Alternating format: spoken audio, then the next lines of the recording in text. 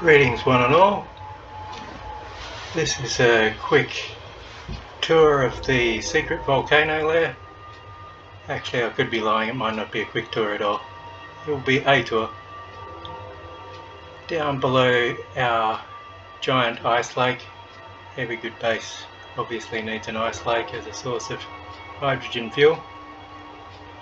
Down in the secret volcano lair area, got some underground wind power. Geothermal vents are very powerful, don't you know? Got my tunnel boring machine. I've got Stargate tacked onto here, raised in the air so the chips can fly through it. Speaking of which, there's Dark Helmet up here, which can fly through the gates and pick on people if necessary. And of course, Retro Rocket here has been converted into the base for this particular occasion, having seen its last flying days. Speaking of rockets, however, what's this magnificent creation that tickles my eyes over here? What epic and sparkly shape is this? Just gives me the tingles looking at it. The electric rocket, jets for down low, ions for up high. What more do you need? For some reason it reminds me of that dream I had where I was a hot dog bun. But anyway, enough being distracted and mesmerised by that magnificent thing. There's a sky tank here, which is a large grid and has a lot of engines facing in every which direction and is pretty manoeuvrable for a big sky tank, but it's got a cockpit right on the front where you'll just get shot in the face, so of course it's got multiple cheaty shields to keep it alive, and it's just a beefy thing I send outside when there's orcs to deal with and we need something angry. Can go and clear the way of orcs, potentially useful. Snowspeeder prototypes. Been tinkering with the Snowspeeder idea again. This one I was figuring out what can be squeezed into a little Snowspeeder body, even though this is a fairly big Snowspeeder body. It's a tiny little ship, so trying to actually get it to look right is tricky. This one had the it's got a ton of engines, more braking and more acceleration engines than I ended up going with. This had the ammunition hidden in the bottom of the wing, which is good in some ways. It let me do a sort of cosmetic cannon using some engines that are just switched off, engines that are just dead weight, mind you. But that looks a bit more like a Star Wars gun than the end result I eventually went with, but it weighs a lot more. See, this one uses a newer, just put the ammo boxes behind the gun type of system. It's a bit more compact, a bit more the right size for a tiny little speeder, and the interior and general layout of this one is much more what I've gone with. The engines are in the front in these days, but 3 down engines and conveyors coming out of the cockpit to feed uranium-2 reactors. Gyro and antenna down the back, 2 gyros. Bunch of stuff shoehorned into a fairly small cab there. So this is the Mark III, which has engines down the back and an extended undercarriage area that has extra strafing engines, because one strafing engine in each direction was very, very anemic. So this one's got an aiming camera and a spotlight in the front sort of scoop there, and you probably want an aiming camera because it's got assault cannons, and assault cannons are a very good all-round weapon in Space Engineers now, but they're recoily and they will send your little speeder flying backwards quite a bit.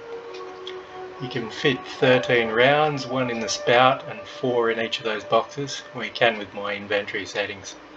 What you can get with your inventory settings I don't dare to speculate, but I can get a half decent amount of ammo there, pop the rest in the cockpit with me, and I can get out and stand on the wings and reload in the middle of a fight. what's janky about that. Whereas uranium, you don't want to be falling out of the sky with a lack of power, walking around on the wing trying to stuff uranium into a fission reactor so that your jets can cut in and save your life. You don't want that to be a thing. So that's the Snowspeeder. It's coming along, going through various iterations until I get something half decent.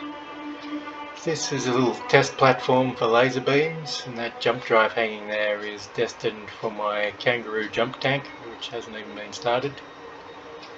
That's the old land speeder, which is just for zipping around the place, getting around the place, rescue missions. You can pick up a second passenger and carry them home, recharge their suit.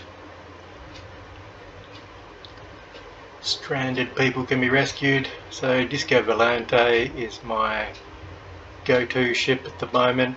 It fights, it's interplanetary with a jump drive, it's got sparkly features that I enjoy, it's got comfy couches, it's got a pop-down periscope for all your U-boat fantasies, it's got all the gadgets and gizmos I need, and it glows green, which is always desirable. It's ridiculously tanky with its over-the-top shields. This is the Gold Dragon, my lucky dragon. I'm barely started. It's getting a dragon body shape, so you can see 1 foot there, 4 legs and 1 foot. Tinkering around with the 4-legged landing gear concept.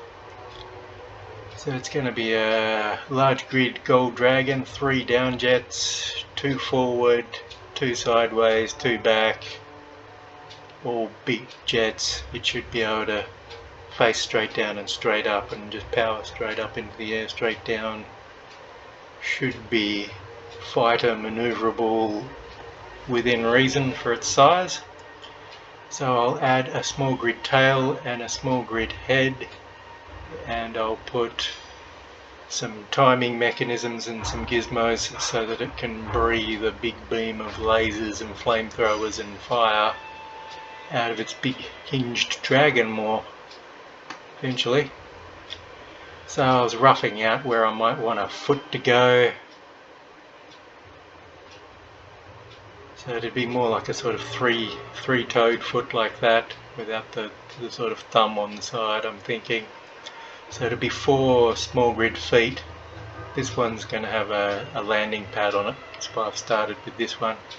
The rest will just be fairly ornamental. One of them needs to be a landing foot. The landing foot that's there at the moment is just a temporary stand coming out the bum, tail stand for it to use. And yes, the rotor with the head, that'll mount a whole mass of weapons, which will then be wrapped around in a dragon shaped head with a hinged jaw, which will open and spew fire upon my enemies. That's the general plan. If there's one thing I learnt from Zoltar of Planet Spectra, it's that you should always have your interplanetary invasion ship / giant robot shaped like an Earth animal or a mythical Earth animal. That's how you get successful rampaging giant robots.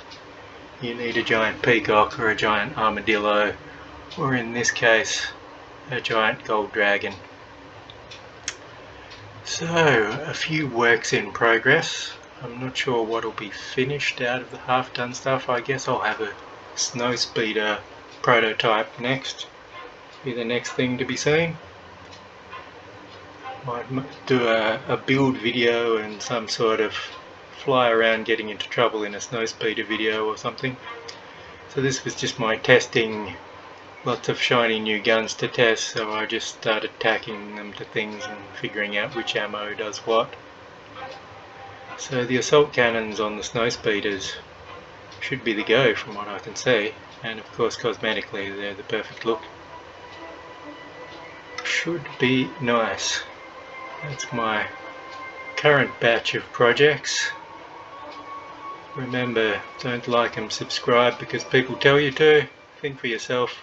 I'll see you in the next one.